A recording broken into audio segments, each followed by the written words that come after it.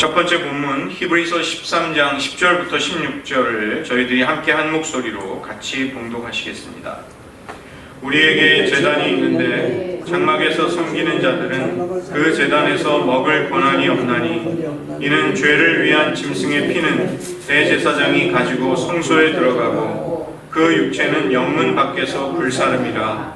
그러므로 예수도 자기 피로써 백성을 거룩하게 하려고 성문 밖에서 고난을 받으셨느니라. 그런즉 우리도 그의 치욕을 짊어지고 영문 밖으로 그에게 나아가자. 우리가 여기에는 영구한 도성이 없으므로 장차 올 것을 찾나니 그러므로 우리는 예수로 말미암아 항상 찬송의 제사를 하나님께 드리자. 이는 그 이름을 증언하는 입술의 열매니라. 오직 선을 행함과 서로 나누어 주기를 잊지 말라. 하나님은 이 같은 제사를 기뻐하시느니라. 두 번째 본문입니다. 히브리서 13장 20절부터 21절 두 번째 본문을 역시 같이 봉독하시겠습니다.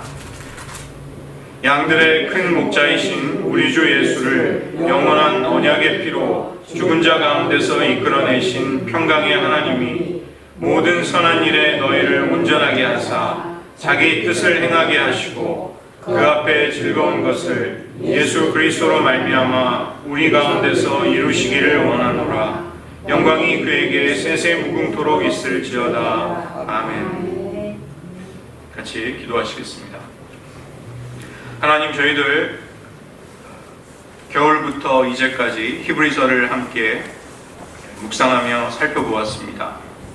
이 진리의 말씀이 우리들 심령 속에 요동치게 하시고 영원한 대제사장 예수 그리스도의 완전한 속죄로 말미암아 우리가 온전케 되고 거룩하게 되어서 하나님을 기쁨으로 섬길 수 있게 된 이 성도의 감격, 성도의 특권을 마음껏 누리는 저희들 되게 하여 주시옵소서. 예수님의 이름으로 기도드립니다. 아멘. 저희들 겨울부터 제가 부임하고 나서 이제 히브리서를 교회 주제 구절로 정하고 나서 저희들이 쭉 살펴보던 히브리서 오늘 마지막 시간에 이르렀습니다.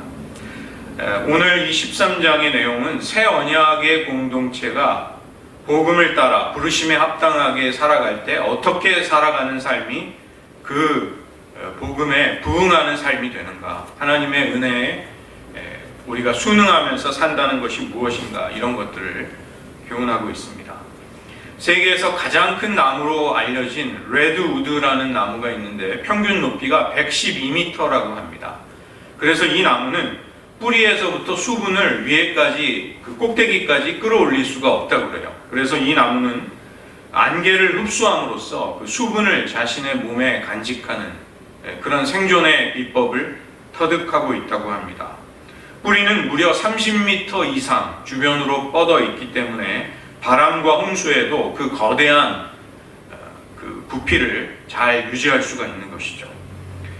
우리가 신앙 공동체에서 역시 마찬가지입니다. 우리가 서로의 필요를 채워주고 서로 돕고 도움을 주고받으면서 우리는 그리스도의 몸의 한 지체를 이루고 또 하나님의 성전의 한 건축 재료가 되어서 서로와 서로를 지탱해 줄 수 있고 그리스도의 몸, 즉 신앙의 건강을 우리는 유지할 수가 있게 됩니다. 마지막으로 이 히브리서 기자가 우리들에게 권면을 해주는 영역들이 나누어져 있습니다. 가장 먼저는 1절부터 6절까지가 일상생활에 관한 권면입니다. 히브리서 기자는 우리에게 형제 사랑을 계속해야 한다, 그것을 멈추지 말아야 한다, 이렇게 우리에게 권면해주고 있습니다. 형제 사랑을 헬라어로 필라델피아라고 합니다. 이 필로스가 사랑이고 아델포스가 형제거든요. 그래서 이 필라델피아라는 말 자체가 형제 사랑, brotherly love, 그런 아주 굉장히 좋은 뜻을 가지고 있습니다. 1993년도에 톰 행크스와 덴젤 워싱턴이라는 배우가 주연한 그 똑같은 이름의 영화 필라델피아라는 영화가 개봉을 해서 이제 저도 그때 청년 시절에 청년부원들하고 같이 가서 보고 충격을 받았던 적이 있습니다. 그 필라델피아라는 도시를 배경으로 해서 이 영화가 전개되는데 그 내용은 무엇이냐면 그 톰 행크스가 이제 동성애에 빠져서 에이즈에 걸린 변호사로 나옵니다. 그래서 이 필라델피아라는 이 정말 고귀한 이름을 그 도시에 이제 붙였는데 그것을 이 시대에 어떻게 보면 이제 타락한 하나님을 경외하지 않는 사람들의 문화가 그 존귀한 이름을 명칭을 왜곡시키고 비틀어서 그런 영화에 사용하고 있었습니다. 그러나 성경이 말씀하고 있는 이 형제사랑이라는 것은 어떤 우정이나 연대감만을 느끼는 것이 아니라 재산을 공유하고 구체적인 행동과 헌신을 함께 하는 것입니다. 그래서 대천덕 신부님 같은 분, 성공의 그 대천덕 신부님 같은 분은 형제사랑을 책임지는 사랑이다. 서로가 서로를 책임지는 사랑이다. 이렇게 불렀습니다. 우리는 그런 사랑을 주님이 오시는 날까지 해야 하는 것이죠. 두 번째로는 손님을 대접하는 것입니다. 형제사랑의 실천이 이 손님을 대접하는 것으로 첫 발걸음을 뗄 수가 있습니다. 숙박시설이 별로 발달해 있지 않던 고대에는 길손과 나그네를 섬기고 그들에게 잠자리와 또 식사를 제공하는 것은 큰 사랑의 실천이었습니다. 그리고 그 혜택을 가장 많이 받을 수 있었던 사람들이 바로 사도들과 복음 증거자들이었던 것이죠. 이것을 오늘날 우리들의 시대 정신 속에 적용을 한다면, 예를 들면 우리가 선교사님들과 복음 사역자들을 돕고 후원하는 것, 이것이 얼마든지 손님을 대접하는 호스피텔리티, 그 정신을 우리가 실천할 수 있는 길이 됩니다. 선교사를 여유가 될 때 교회가 파송을 하는 것은 물론이려니와 그런 분들을 우리가 돕고 아낌없이 지원하는 것, 이것이 교회가 해야 될 사명이 되는 것이죠. 세 번째로는 갇힌 자와 학대받는 자를 돌아보고 그들이 신앙과 또 하나님의 의로움을 위해서 헌신하고 고통당할 때 우리가 힘이 되어주고 여러모로 우리가 능력이 닿는 대로 그들을 도와야 한다는 것이죠. 예수님이 이 땅에 오셨을 때 친히 자신의 몸으로서, 온 몸으로 우리의 아픔과 고난을 겪으셨습니다. 그 때문에 예수님은 우리의 아픔에 대해서 깊이 공감해 주실 수 있는 그런 분이셨습니다. 우리 역시도 주변에 그리스도를 위해 갇힌 자, 학대받는 자, 고통을 당하는 이들, 핍박을 받는 이들을 귀하게 여기고 그들을 도울 것을 말씀은 우리에게 당부하고 있는 것이죠. 네 번째로는 결혼을 귀하게 여기는 것입니다. 신약 성서에서 이 성적인 윤리는 그 당시의 문란함과 방종으로부터 절제하는 것이고 그런 악행으로부터 벗어나서 성도의 삶을 살아가는 것이었습니다. 이 침소를 더럽히지 말라, 이 명령은 결혼 외의 관계 속에서 우리가 하나님이 정하신 혼인의, 결혼의 거룩함을 어기는 일이 없이 그 아름다움과 거룩함을 지키라는 당부인 것이죠. 우리가 결혼을 귀하게 여긴다는 것은 단지 금욕을 하는 것만이 아니라 그 이상의 차원이 있습니다.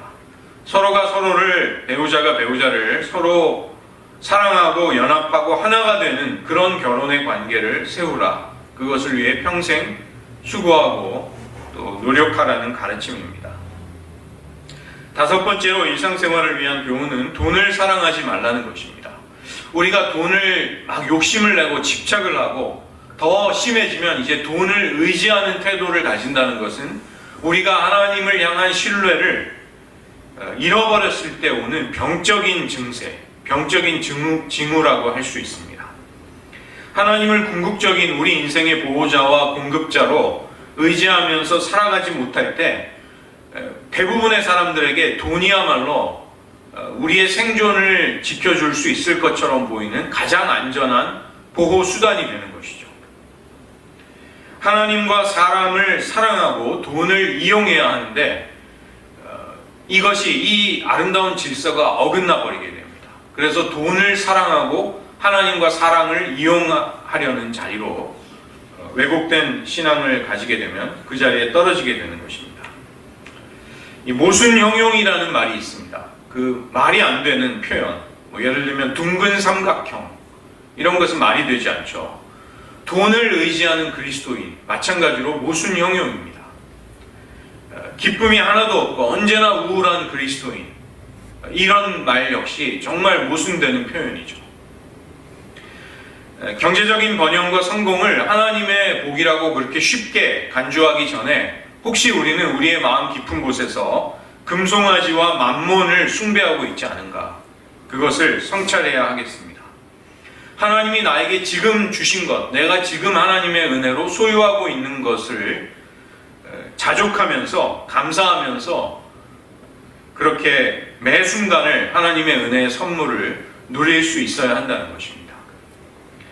우리의 인생에 찬란한 어떤 한순간을 찾아서 살아가는 자들이 아니라 내가 맞이하고 있는 한순간순간이 하나님이 나에게 은혜와 사랑을 마음껏 누리도록 주신 기회이자 은혜라는 것을 우리가 본능적으로 포착할 수 있어야 한다는 것이죠. 제가 지난주에 워싱턴 대학에 가서 벚꽃 구경을 갔었는데 정말 많은 시민들이 나와서 이렇게 소소한 행복을 누리고 또 즐거워하고 있는 모습을 볼 수 있었습니다. 우리에게 허락해 주신 하나님의 은혜를 기뻐하고 자족할 수 있다면 그것은 경건에 큰 유익이 된다고 성경은 우리에게 말씀하고 있습니다. 두 번째 권면은 신앙생활에 관련된 것들입니다. 인도자들, 신앙의 지도자들의 믿음을 본받으라 이렇게 당부하고 있는데, 우리가 지도자들을 바라볼 때 취해야 할 세 가지의 태도, 이것을 먼저 말씀합니다. 기억해보고 살펴보고 본받으라. 기억하라, 잘 살펴보라, 본받으라. 이것이 우리의 신앙을 인도하는 자들을 보는 관점인 것이죠. 우리가 먼저 기억을 해야 하는 이유는 과거를 통해서 현재를 변화시킬 수 있는 지혜와 통찰력, 그런 힘을 얻기 위해서 우리는 기억을 사용할 필요가 있는 것이죠. 우리가 창조적으로 하나님의 뜻을 따라 지금을 살아갈 수 있는 능력이 어디에서 오는가? 그것은 우리의 신앙의 지도자들과 인도자들이 우리에게 전해준 하나님의 말씀 속에 있습니다. 우리는 그것을 받아서 살아가는 것이죠. 제가 이제 제 신앙도 돌아보면 어린 시절에 부모님의 손에 이끌려서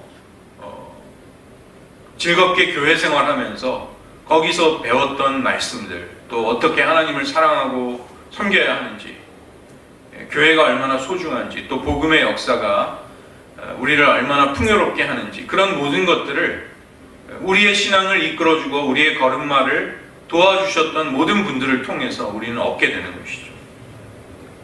아울러서 그 지도자들의 삶과 그들의 결말을 잘 살펴보라는 것입니다.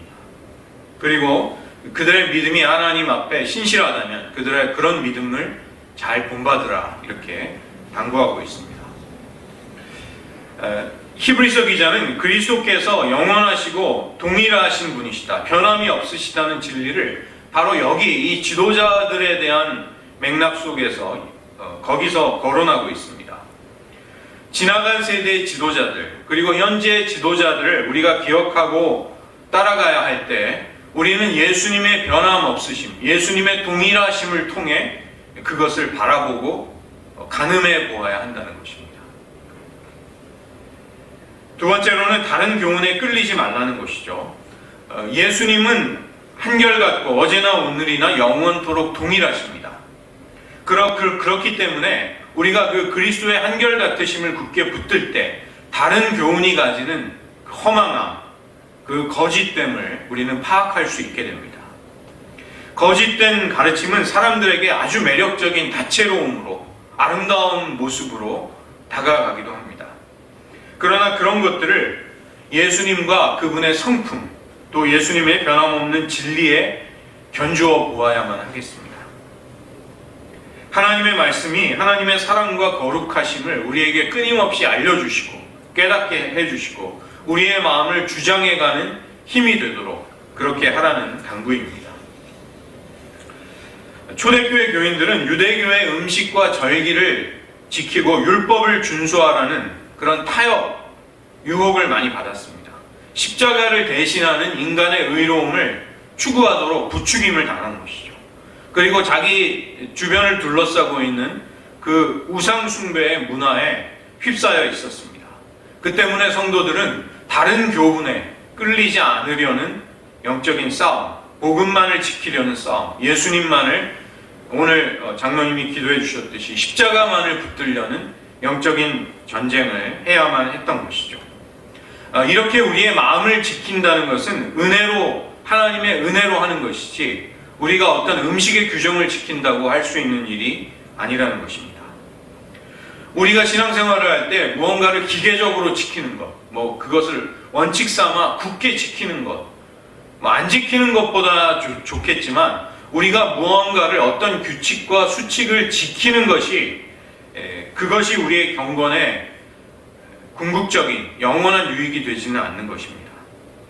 경건이라는 것은 어떤 행동이나 규칙보다는 하나님을 끊임없이 사랑하면서 그분에게 순종하면서 그 하나님과의 인격적인 관계 속에서 주님을 뒤따라가는 데에 놓여 있는 것이죠.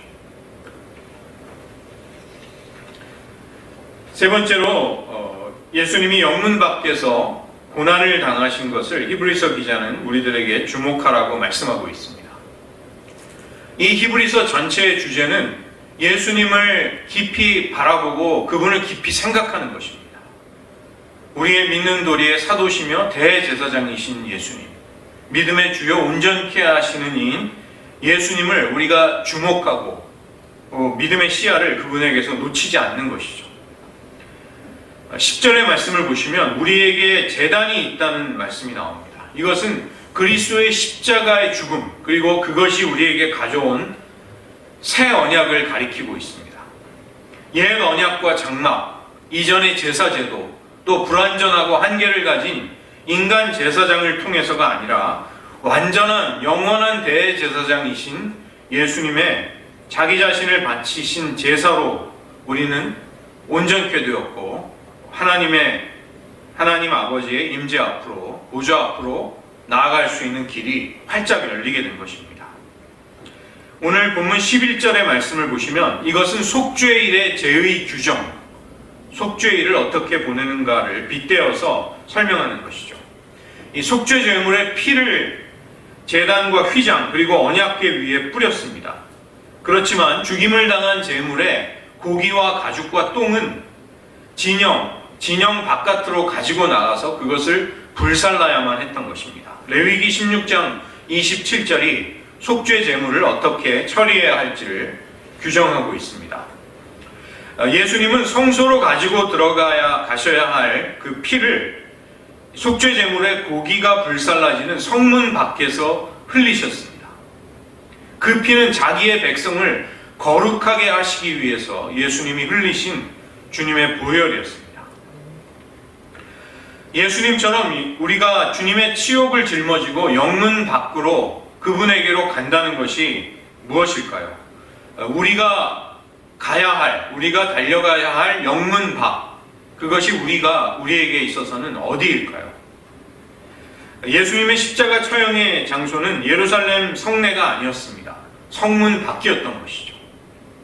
우리가 가야 할 영문 밖이라는 것도 안정되고 물질적으로 넉넉하고 우리의 안전이 보호를 받는 곳이라기보다 예수님 때문에 위기와 어려움과 수치, 고난이 우리에게 찾아올 수 있는 그런 곳, 그런 관계들, 그런 장소를 가리키고 있습니다. 어찌 본다면 우리가 신앙인으로서 믿지 않는 세속사회의 한복판에서 살아갈 때 바로 사실은 그런 자리가 우리에게는 영문 밖이 될 수 있는 것이죠. 예수님의 이름 때문에 우리가 복음의 가치를 소중하게 지키려고 할 때 우리에게 위협과 손해가 올 수 있는 자리, 그런 자리는 영문 밖이라고 간주해도 틀리지 않을 것입니다.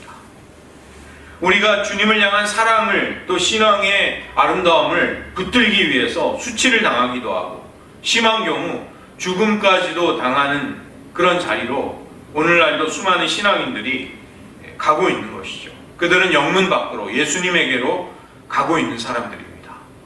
히브리서 기자는 우리들에게 바로 그런 자리가 우리들이 진정으로 가야 할 곳이다, 이렇게 말씀하고 있습니다. 15절부터 17절까지 해서 이 예수님 때문에 여러 가지 다른 권면들이 몇 가지 더 나오고 있습니다. 예수님을 통해서 우리는 항상 찬송의 제사를 드리는 것이죠. 오늘 말씀 16절을 보시면 하나님이 기뻐하시는 제사, 즉 예배라는 주제가 나오고 있습니다. 예수님의 이름을 찬미하는 우리의 입술의 열매라는 것은 수직적인 예배입니다. 우리와 하나님 사이에.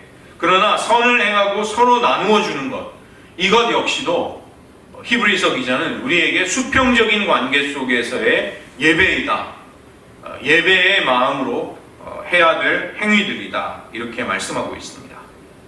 선을 행한다는 것은 가난한 사람들을 돕고 구제하는 것이죠.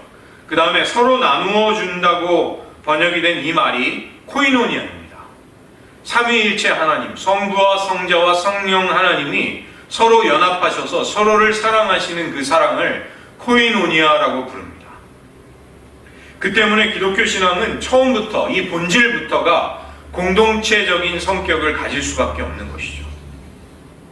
혼자서 독불장군처럼 자기 자신만을 주장한다는 것은 용납되지 않고, 그것은 우리의 신앙의 본질과 맞지 않는 태도입니다. 십자가의 수직 막대기가 나와 하나님과의 관계를, 그리고 십자가의 수평의 막대기가 나와 이웃의 관계를 상징하듯이 예수님의 이름을 부르는 우리의 입술의 열매뿐만이 아니라 선을 행하고 나누어 주는 일을 함께 하는 것이 하나님이 기뻐하시는 제사, 즉 예배가 될 수 있는 것이죠. 다시 한 번 더 세 번째로 인도자들에게 순종하라는 주제가 나옵니다. 우리의 영혼을 위해서 깨어있어 잠들지 않고 수고하는 사람들, 그들이 근심과 괴로움이 아니라 기쁨으로 그 일들을 할 수 있도록 도우라, 이렇게 당부하고 있습니다. 어떤 지도자이든 어떤 인도자이든지 간에 그들 역시 인간적인 성정과 연약함, 그리고 약점을 가진 인생, 사람들인 것이죠. 그렇기 때문에 신뢰와 지지를 받을 때 신이 나서 그 일을 더 열심히 할 수 있고, 그렇지 않으면 맥이 빠지고 또 열정을 잃어버리는 것이, 그것이 어쩔 수 없는 인간의 또 모습인 것입니다. 우리가 우리의 신앙의 인도자들을 잘 돕고 순종할 때 그 유익은 우리 자신에게로 가장 먼저 돌아옵니다. 우리는 서로가 서로에게 고용주나 피고용인 같은 그런 사람들이 아니라 형제자매이며 함께 하늘의 부르심을 받은 거룩한 지체들임을 잊지 말아야 하겠습니다. 제가 이제 동부에서도 많이 이제 보고 겪는 것은 이런 신앙인들의 이런 아름다운 관계들이 사실은 머리로는, 신앙 고백으로는 우리가 잘 알고 있는데 이제 그런 것들이 많이 무너지는 아픔들을 보게 돼요. 그 목회자는 성과를 내야 되는 CEO고, 그 다음에 교회의 장로님들과 중직자들은 이제 대주주가 되어서 성과를 내지 못하면 신임을 물어서 내보내고, 7년마다 그런 걸 묻는 이제 장치를 교회 안에 만들어 두고 있고, 이런 모습을 봅니다. 그게 선한 쪽으로도 작용하는 부분이 분명히 있어요. 그런데 저는 그 정신을 말하는 것이죠. 이제 우리가 본래 어떤 관계에 맺고 있는가, 이제 그런 것들을 놓치게 된다면 우리는 자칫하면 사회의 기관, 사회에서 이루어지는 그런 원칙들, 규범 같은 것들이 신앙의 영역을 이렇게 잠식하고 먹어 들어가는 것을 보게 된다는 것입니다. 히브리서 기자는 18절에서 중보 기도를 부탁하고 있습니다. 성도들에게 나와 나의 일행들을 위해 기도를 부탁하고 있는 것이죠. 지금까지 선한 일을 할 수 있었던 선한 양심에 관해 말씀하고 있습니다. 바울이 디모데전서 1장 19절에서 믿음과 착한 양심을 가질 것을 당부하였습니다. 어떤 이들, 그 초대교회 후메네오와 알렉산더라는 사람들은 양심을 버렸기 때문에 믿음에 있어서도 파선해 버렸습니다. 여러분, 그리스도인들이 내가 하나님의 용서를 받았기 때문에 나는 어떤 행동을 해도 괜찮다, 상관없다, 천국 간다라고 생각하는 것은 굉장히 아니라고 잘못된 신앙입니다. 우리의 양심이 선한 양심을 고수하고 지킬 수 있어야 합니다. 우리가 양심을 버리게 되면 우리는 믿음에 있어서 파선하게 됩니다. 배가 침몰한다는 것입니다. 그래서 이 히브리서 기자는 우리들이 선한 양심을 지킬 수 있도록 또 믿음의 공동체로 우리가 빨리 돌아와서 회복될 수 있도록 그렇게 기도해달라 이렇게 당부하고 있습니다. 이 히브리서의 결말이 20절과 25절에 나옵니다. 우리가 읽었던 본문이 20절과 21절에 나오는데 이 구절들은 지금 거의 대부분의 복음주의 계열의 개신교 교회에서 축도로 사용할 수 있도록 공인이 된 구절입니다. 그 구약에 나오는 민수기의 아론의 대제사장의 기도 그런 구절들도 하나님은 내게 은혜 베푸시기를 원하며 그 얼굴을 내게로 향하여 드사 그 말씀 있죠. 그것도 축도로 사용할 수 있고 히브리서 13장 20절과 21절도 축도로 사용할 수 있는 공인된 구절인 것이죠. 평강의 하나님은 자기 아들 예수님의 십자가의 죽음으로 우리와 하나님 사이의 원수됨과 불화를 없애시고 평화를 회복하셨습니다. 예수님은 오늘 말씀에 따르면 양들을 위해 목숨을 버리신 큰 목자이십니다. 그분은 자기의 피로, 자기의 희생을 통해 영원한 새 언약을 세우신 것입니다. 이제 우리는 그 사랑하는 주님을 모시고 모든 선한 일에 있어서 하나님의 뜻을 이루어드리는 삶을 살 수 있게 된 것이죠. 이것을 축복하라는 것입니다. 하나님 앞에 즐거운 것, 하나님이 기뻐하시는 것이 예수 그리스도를 통해 우리들의 삶 가운데 이루어지기를 기도하고 그것을 위해서 살아가라. 그것이 너희들의 인생의 목적이 되라. 너희들이 바로 그런 삶으로 이끌림을 받고 초대받게 되었다. 이것이 히브리서 기자가 우리들에게 축복해 주는 말씀인 것이죠. 두 번째로는 권면하고 있는 것을 용납해 달라고 말씀합니다. 이 히브리서 전체의 성격, 이 서신의 성격은 권면하는 말입니다. 권면을 하는 말. A word of exhortation. 그러니까 예수님에 관해서 많은 그 신학적인 진리들을 이 히브리서 기자가 많이 가르치고 있습니다.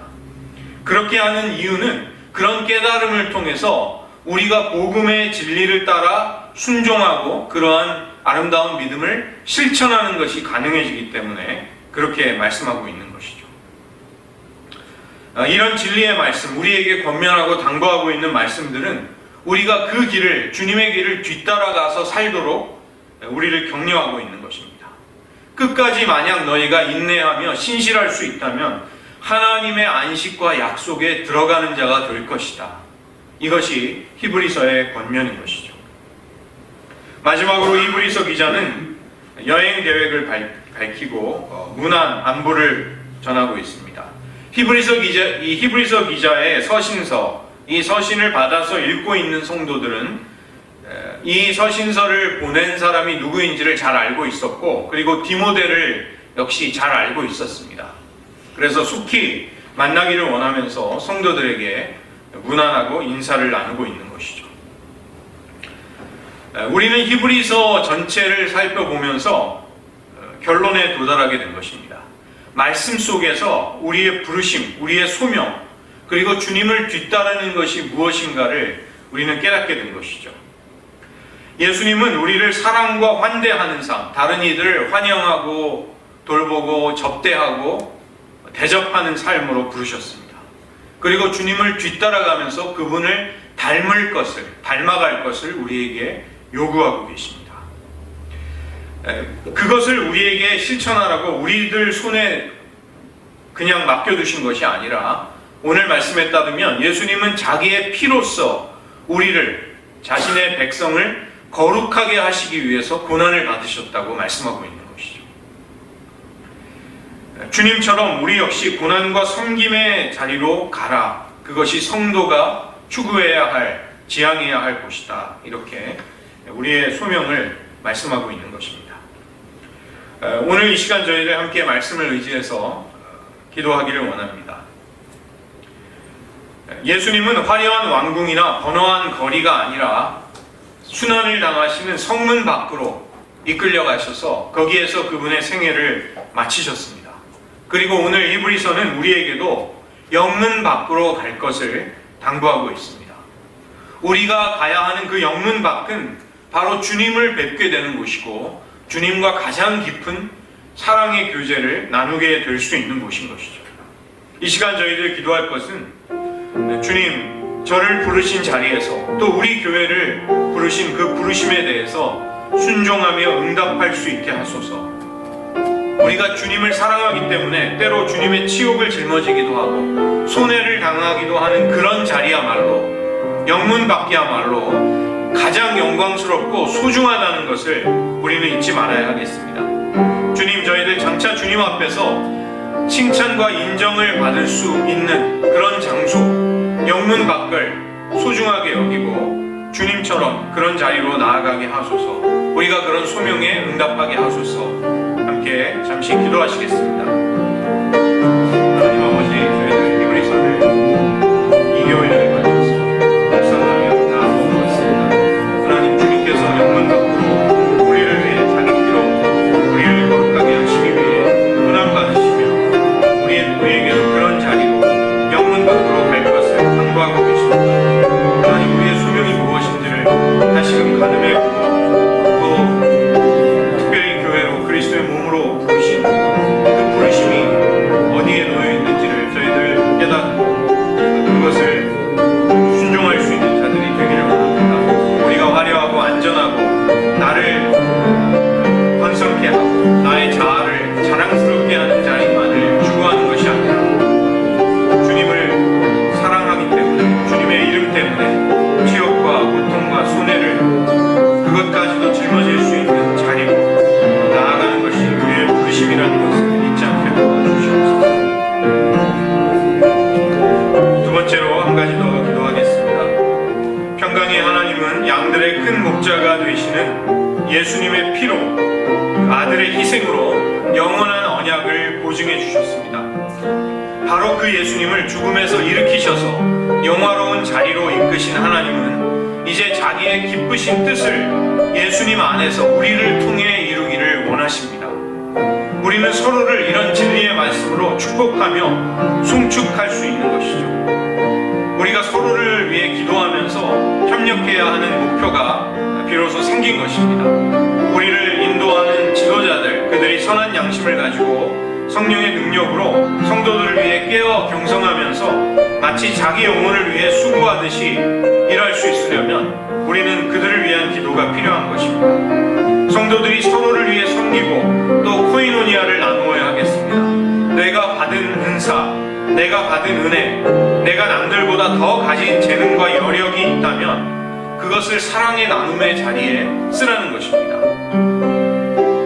오늘 저희들 함께 기도할 것은 하나님, 우리에게도 하나님의 아름다운 뜻을 기뻐하시는 바를 그리스도 안에서 이룰 수 있는 아름다운 삶을 허락하여 주셨습니다. 양들의 목자가 되신 예수님의 피로 영원한 언약을 평강의 하나님이 세우셨기에 그 일이 가능하게 되었습니다. 주님, 우리의 삶을 그렇게 사용하여 주시옵소서. 잠시 한 번 더 기도하시겠습니다.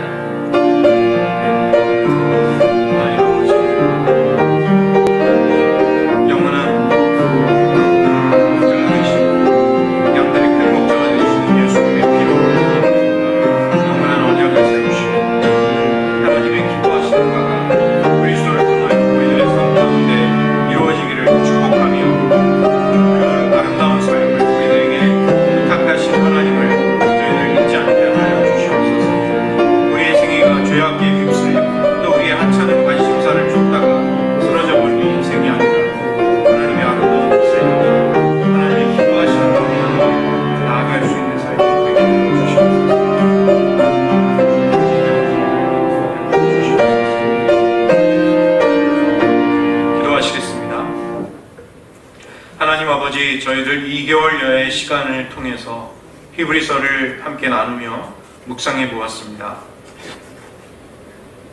양들의 큰 목자가 되신 예수님을